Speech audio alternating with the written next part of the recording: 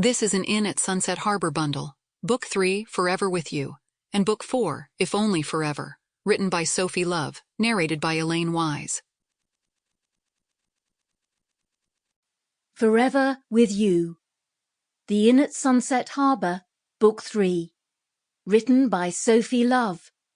Narrated by Elaine Wise. Chapter 1. Emily looked down at the beautiful girl sleeping peacefully in Daniel's bed. Her blonde hair was splayed across the white pillow. Her features were unmistakably Daniel's. She looked angelic. It was dark outside, the only light in the room a moonbeam creeping through the curtains, turning the room a muted blue. Emily had lost track of the time, but judging by the exhaustion she felt deep in her bones, it was close to dawn. She heard the door creak open and glanced over her shoulder to see Daniel standing in the crack, warm light from the carriage house's fireplace illuminating his silhouette. Just the sight of him made her heart skip a beat. He was like a mirage, like a soldier returned home from war. "She's still sleeping," he whispered. Emily nodded.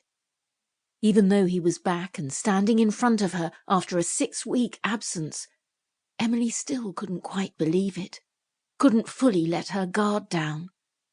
It was as though she were anticipating the moment he announced that he was leaving once more, that he was sweeping Chantelle out of her life just as swiftly as he'd brought her into it.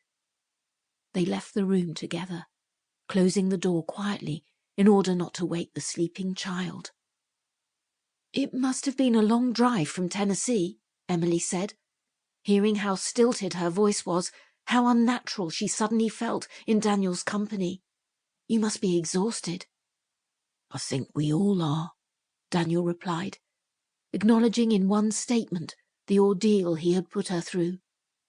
As they sat together at the table, Daniel looked at Emily intently, an earnest expression in his eyes. "Emily," he began, his voice cracking immediately.